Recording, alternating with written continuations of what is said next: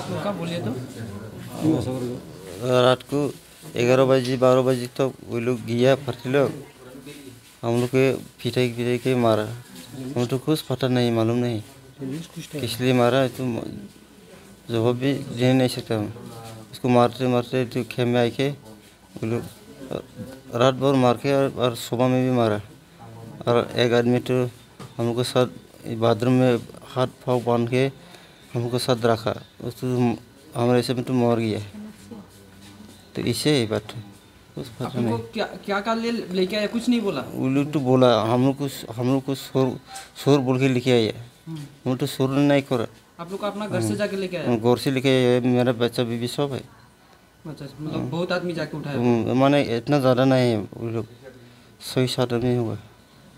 कौन रहा लोग? वो लोग नया भर्ती लोग होगा, वो लोग माइबा में लेके आया हम लोग को। आप लोग को कौन जगह में लेके गया? उस जगह में उतर उसको खेम में। खेम में।